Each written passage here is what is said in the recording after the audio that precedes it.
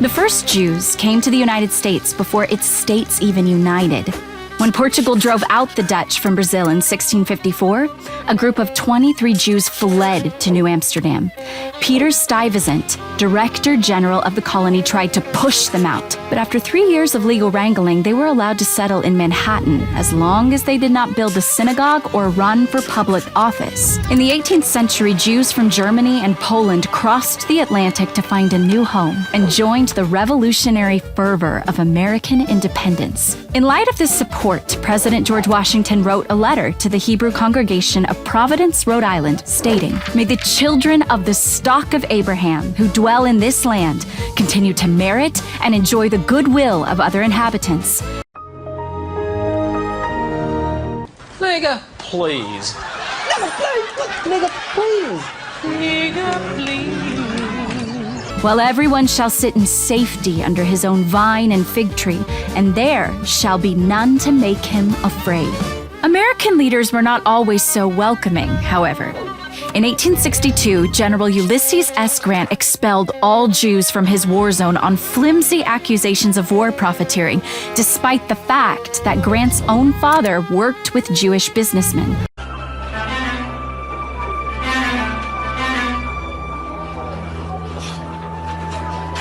Grant would later disavow the order and become the first president to attend the dedication of a synagogue. Jewish communities in America flourished in the mid-1800s. In New York alone, the Jewish population skyrocketed from 6,000 in 1826 to over 50,000 by 1850. Jews like Marcus Goldman and the Lehman Brothers built financial behemoths. The sixth connection that African Americans have with Palestinians is the fact that Israel is a settler colonialist project, the same as the divided states of America is a colonist social experiment. It is a colonial settler project. These places are stolen land, both of these places, which is why they cannot go against each other, because in essence, they have the same formula, same philosophy. What's really interesting to note is that America was set up by Freemasons. And I know this sounds like some big spooky group that you guys are just kind of like, what is that?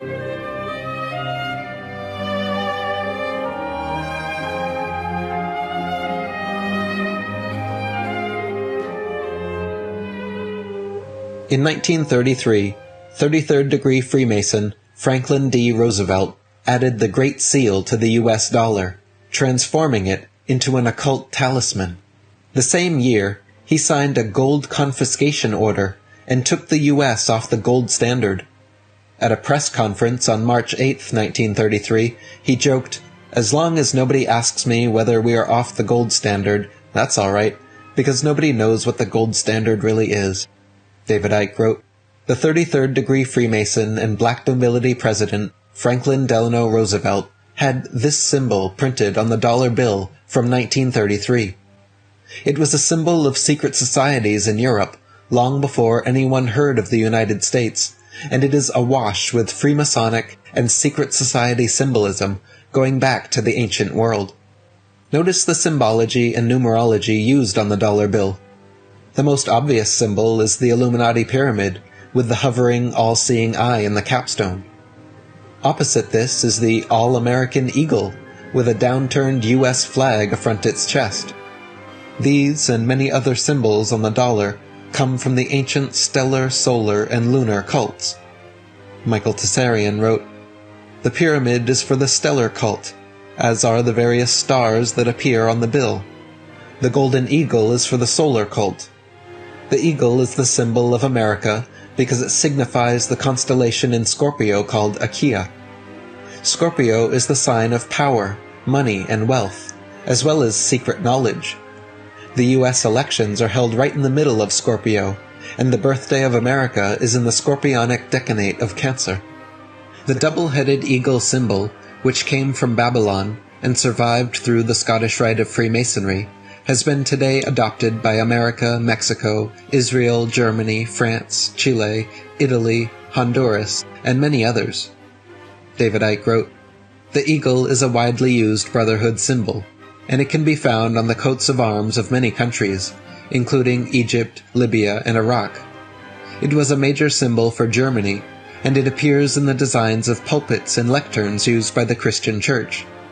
Seals like the one used on the Great Seal of the United States can be traced back to at least 4000 BC in Egypt, Babylon, Assyria, and India. The word money comes from the lunar cults.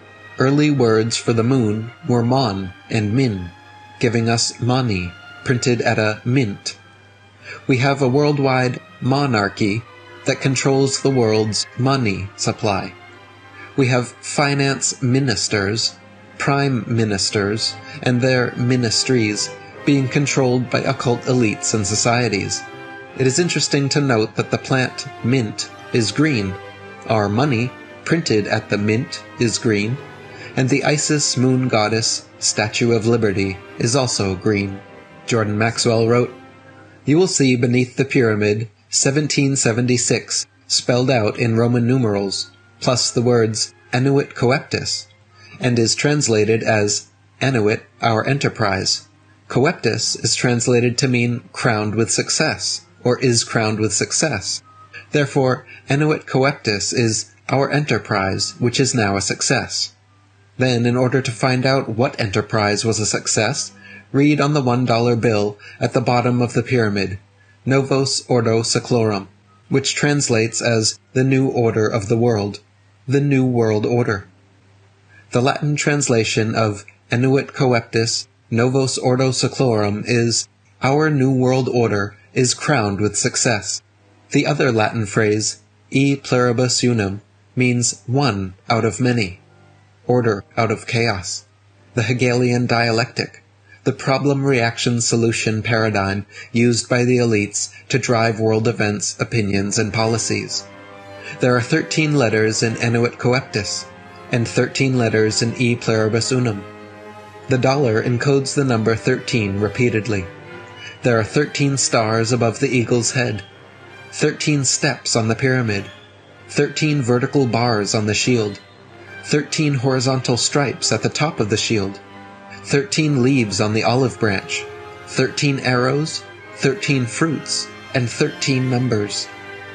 If you draw a 6-sided Star of David hexagram around the pyramid on the back of the dollar, 5 of the 6 corners will point to letters ASMON, or when you rearrange them, MASON.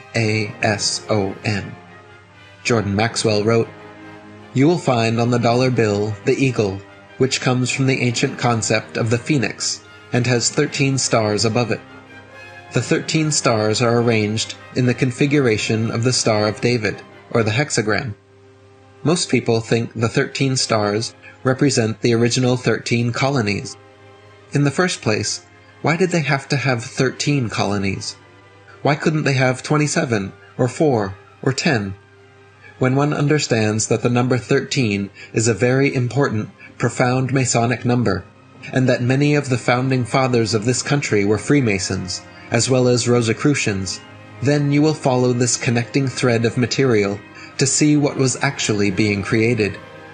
They knew what they were doing when they divided this country into 13 colonies. The number 13 is not an unlucky number for them. It's an unlucky number for you."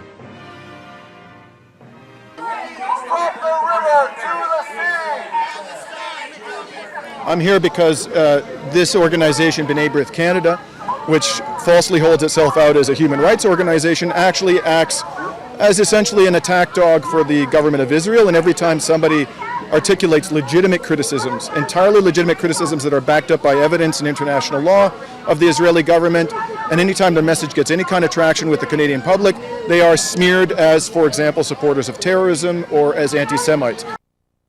It can change the way you live. It can take away everything you have.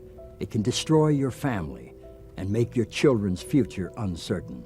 It has hurt more, damaged more, killed more than anything mankind has ever known. What is it? It's hate.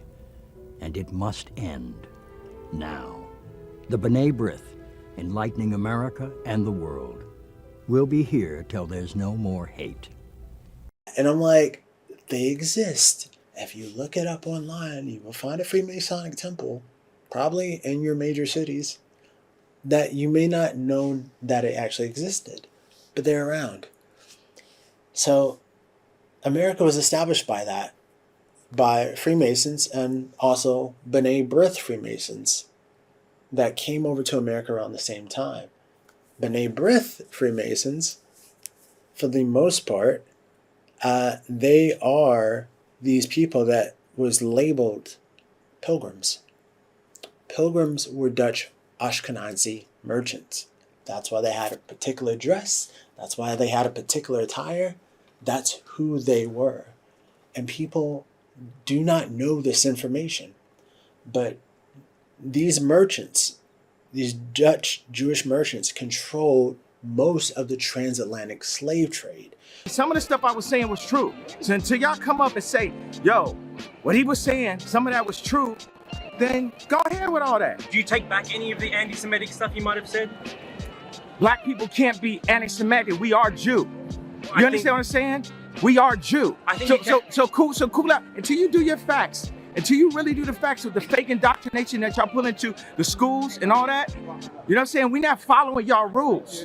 As soon as you, as a person, decide that you're not gonna lie anymore, and that whatever problem that you have, you're gonna deal with that problem right then where it presents itself,